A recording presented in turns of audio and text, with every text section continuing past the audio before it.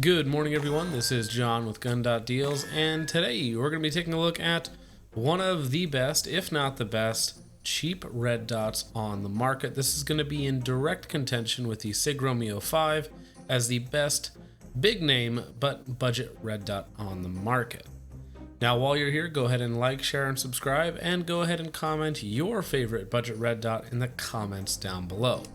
Now, full disclosure on the Holosun 403B is that I have no relationship with Holosun whatsoever. I have reviewed a lot of their products in the past, a lot that I like, and some that I like a little bit less. I paid around 170, 180 bucks for it at my local Scheels. However, you could probably find a deal at it at certain websites around the internet in the low $100 range and sometimes right at 99 bucks.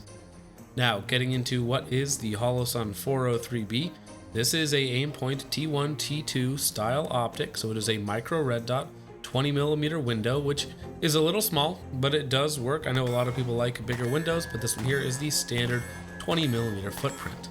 Now, on the body itself, it's made out of 6061 T6 aluminum, which is perfectly fine, industry standard for more budget red dots.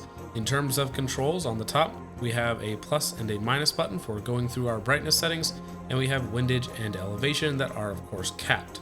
Now, the caps for windage and elevation also double as our adjustment tools, and I believe the clicks on the turrets themselves are about half MOA. Now, underneath the body of the optic, in between it and the mount, we have our battery tray on the side, which houses our 2032.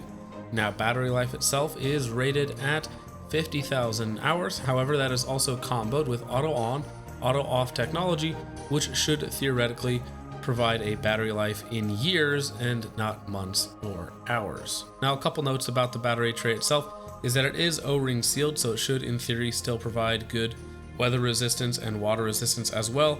However, I have heard people complain about the tiny little screws that hold it in place. There are two screws that hold in the battery tray that fits underneath the optic body. I have heard of people stripping those out fairly easily. They are very, very small, and the tool that comes with it from Holosun, which is a nice thing to include, does work, but you do want to be very careful and don't over torque them, otherwise you could very, very easily strip them out. So you do want to be a little bit careful with the battery tray itself. Now, getting into the mount is one of those standard things that you'll find on the low-end Holosun series and the Sig Romeo 5. It's a very, very simple piece of aluminum with a single small-ish bolt that goes into a small locking block on the other side.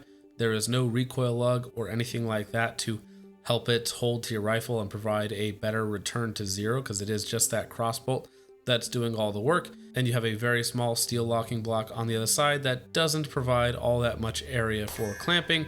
So the mount is not great, but for the money, you can swap it out to a variety of other mounts that will do a better job. Now, getting into the dot and glass quality, the dot itself in this case is a red 2 MOA dot, which when you're outside looks very, very good. Of course, when you're in lower light environments, it tends to bloom out a little bit, as most red dots do. However, it is very nice looking, very precise. The glass itself doesn't have much warping or tinting to it. There is a little bit of a noticeable blue notch filter, but other than that, it looks just fine. The glass quality again is fine. It's not warping or overly distorted. It looks decent, especially for the money, and the dot has a very constant refresh rate, which is nice. Now, one small issue with the dot itself is, you can probably tell in some of the inset footage, is that it does have a little bit of glare, and when you turn it to the maximum brightness, you get a very ugly ring around the optic. However, that just means you need to manage your brightness appropriately. Now, the glare on the Holosun 403B is not as bad as I've seen it on other Holosun models, and it really depends on the light source, where you're looking, angles, all that sort of fun stuff.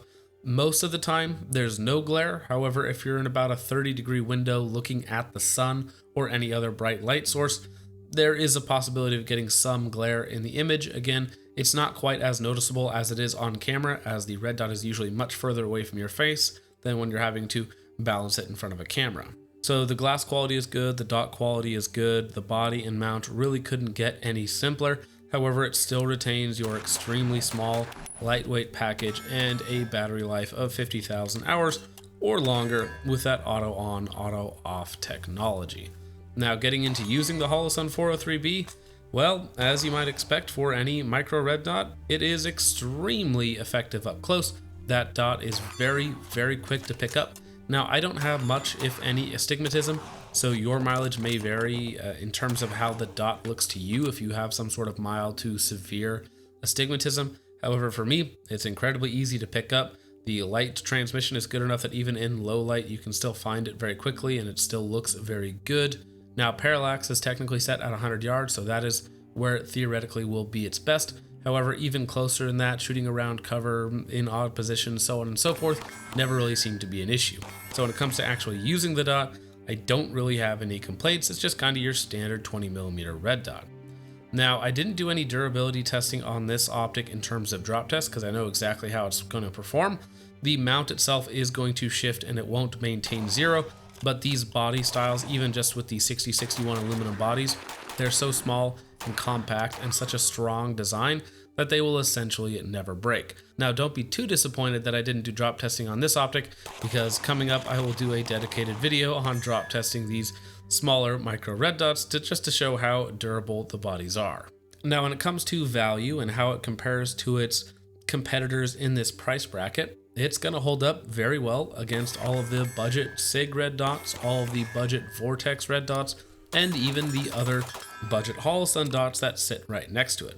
Basically, if you find one for a good deal that's cheaper than the rest, go for it. If it's more expensive where you are or where you're looking at for some reason, probably go with one of the other dots, as they all perform very, very similarly, which is a good thing. They all have a very high performance, a very high value for their cost. So if you're comparing this versus the SIG Romeo 5 and the Vortex Crossfire or whatever their budget red dot is, just get the one that's cheapest and you're going to be getting the best value. The one thing that I would recommend on basically all of those red dots is that you find an acceptable mount that is going to hold zero and perform a little bit better than the stock mount.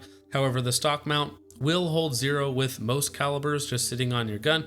Just got to keep in mind that over time, taking it on and off, or if it experiences a sharp impact, it's not going to hold zero as well as nicer mounts will. Now, a lot of people have told me that this optic is their favorite budget red dot. I would still say mine overall is the SIG Romeo 5, but maybe that's just because I've been using mine for years and years at this point. However, I can totally see why people would put this slightly above. And again, it really is just going to come down to your personal preference. And again, whatever price you end up finding on a lot of these budget red dots. But that's about all I got on the Holosun 403B. Very simple video, very similar to a lot of other red dots in this price category, and it performs as expected. So with all of that out of the way, guys, thank you so much for watching. I hope you all enjoyed. I will see you in the next one. Peace off.